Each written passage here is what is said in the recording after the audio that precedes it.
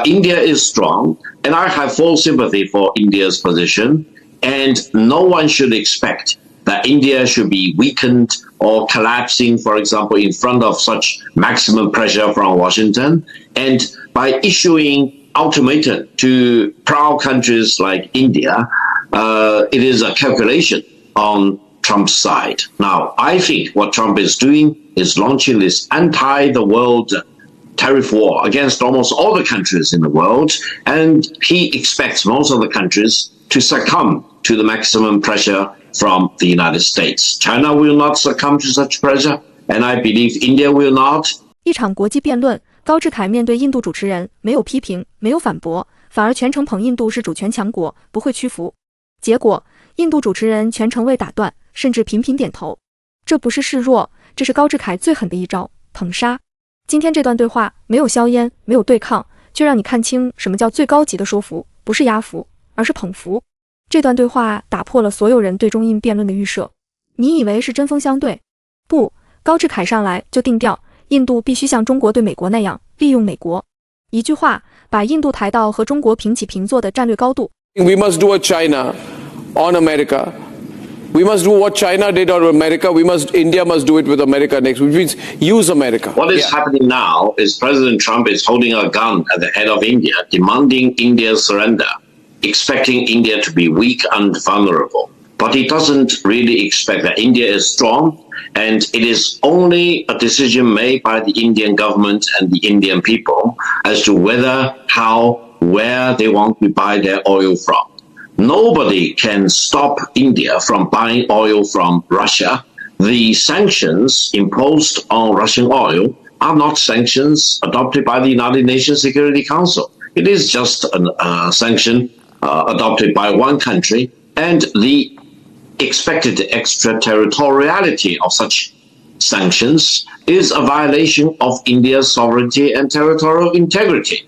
So I think Trump expects that India will chicken out, but India is strong, and I have full sympathy for India's position, and no one should expect that India should be weakened or collapsing, for example, in front of such maximum pressure from Washington. And by issuing ultimatum to proud countries like India, it is a calculation on Trump's side. Now, I think what Trump is doing is launching this anti-the-world tariff war against almost all the countries in the world, and he expects most of the countries to succumb to the maximum pressure from the United States. China will not succumb to such pressure, and I believe India will not, and we will figure out our own way as to how to deal with the maximum pressure from India from a Chinese perspective. We want to talk with the United States to calm down the situation. But if the United States continues to pick a fight with China, China is fully prepared to see complete winding down to zero of the two-way trade between China and the United States. Meaning, if the United States does not want China to export goods to the United States, then there will be no more goods to be exported by the United States to China. This is how China is dealing with the maximum pressure from the United States. China defends free trade, and I hope India will do the same thing. Defending free trade is the right thing for most of the countries in the world today to do, and it is only a decision up to be decided by the Indian people themselves as to whether, how much they want to buy oil from Russia. No other country has a legitimate say in stopping India's decision in this regard. Well, Pastor, before I come to you, just one small observation, and then you and Alexander Shajan can respond. See, this can work with, we can work with some African countries. It can work with some countries in Southeast Asia, not all. It can work with Europe because they have their limitations and slowing down of growth. It can even work with Japan because, it's a slowing down economy, they have pressures, but they fooled you because they put in a promise of investment which they are not going to fulfill. Everyone knows that. Now the question is, where is America losing, Pastor? America is losing militarily with Russia, geopolitically with Russia, and America is unable to push India and China economically. Three big countries. There is no success with China. You just heard Victor Gao. You don't want to trade with us, don't go trade with us. We're not dying to. It's not working with Putin, who says, I will fulfill my geostrategic objectives, whether you like it or not. You want to quarrel, I'll send Medvedev to quarrel with you every second day. I'm not even going to engage with you. That itself, and it's not working with Narendra Modi, who is saying, thank you very much. We're a large economy, we've got a good domestic base, and we have partners all around the world.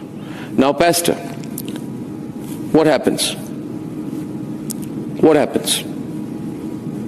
Well, first of all, since you told everybody I walked off your show yesterday, I walked off because you were rude and you cutting me off, and I'm hopefully we have that solved. As a professional journalist that you are, you would give somebody actual opportunity to complete their sentences.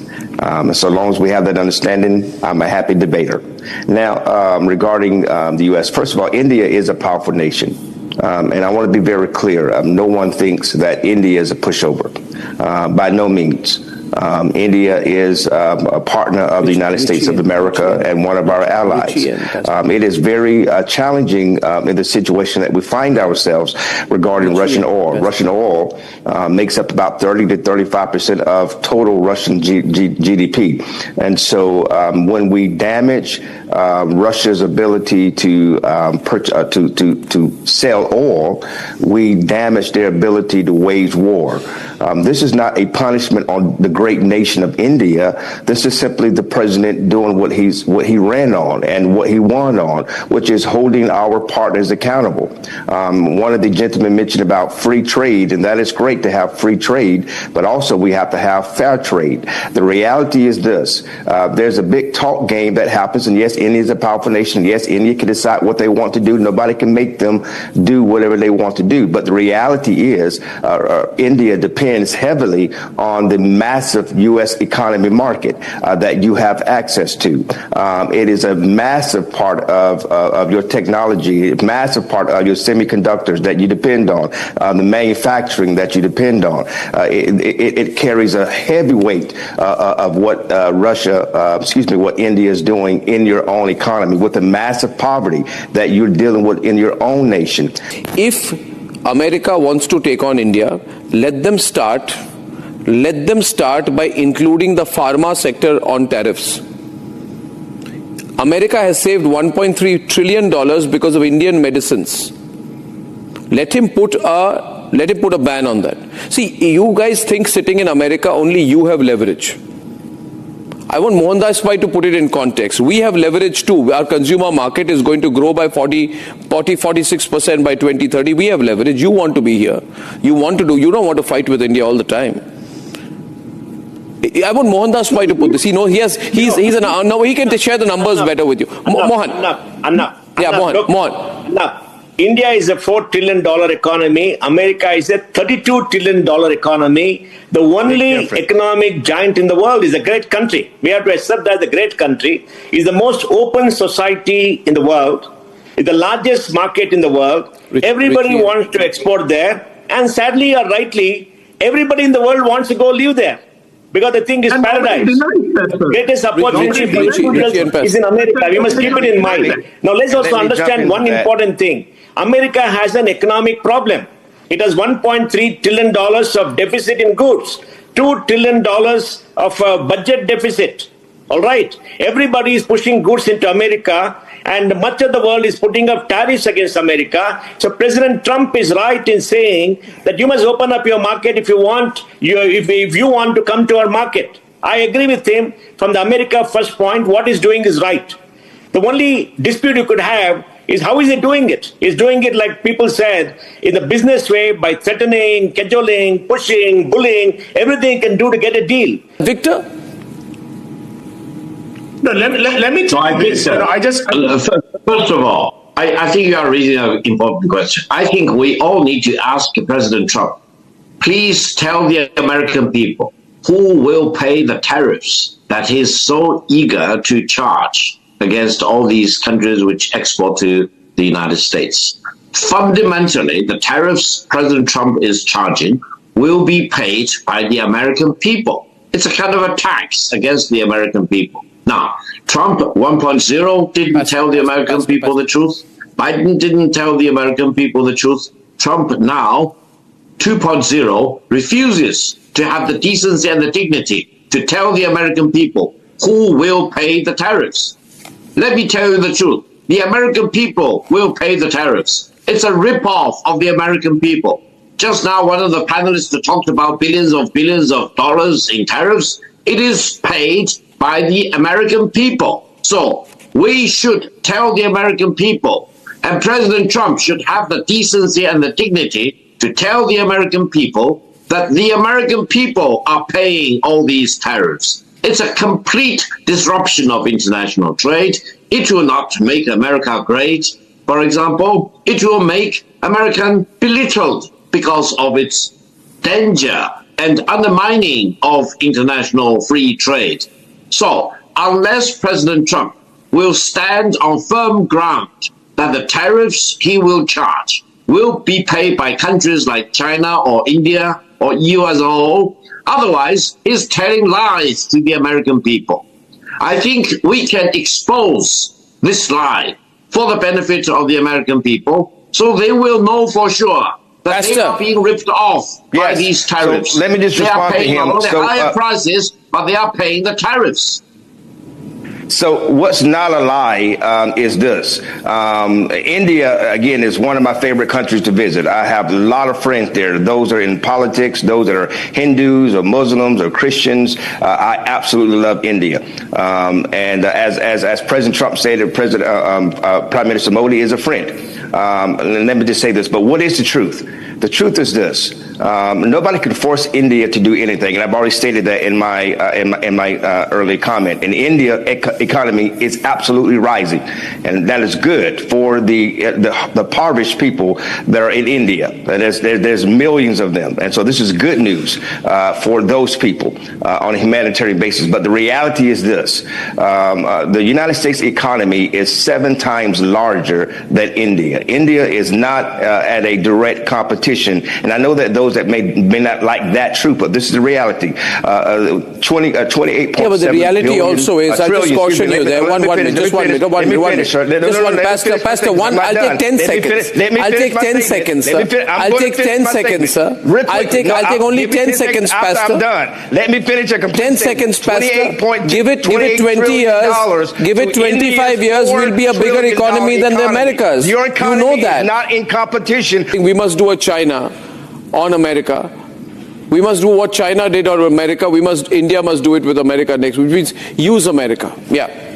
But China is caving. India is a rising nation. China India is caving to. China is negotiating and caving to the economy of America. So yes, they're the second largest. They too are caving to America. However, we all need to see the truth.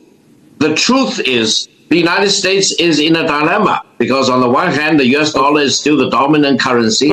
And by logic, the US need to suffer a trade imbalance. They need to suffer a trade deficit. So if they want to enjoy a trade surplus, for example, then they need to keep up the US dollar. I think it's a very exciting moment. It'll be very interesting, Derek. Derek, going to be very interesting which way India goes. In the next 2 months, India is growing. 1.0. India economy is growing. Derek, quick word from you because you came in last. They have to have one or the other, but not. Yeah, Derek.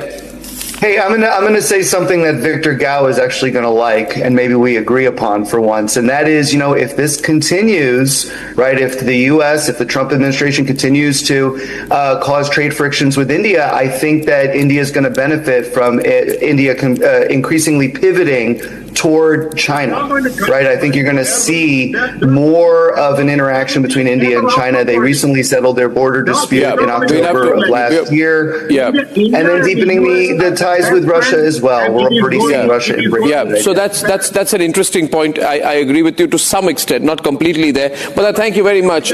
接着他开启3重捧杀，第一，捧主权。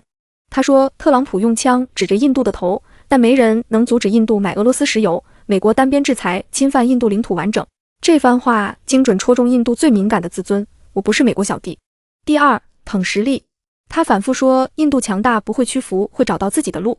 这哪里是辩论对手，简直是印度民族主义的嘴替。第三，捧格局。他顺势补刀，中国已准备好和美国贸易归零，印度也该捍卫自由贸易。他把印度塑造成和中国一样的反霸凌斗士，让印度嘉宾听得热血沸腾。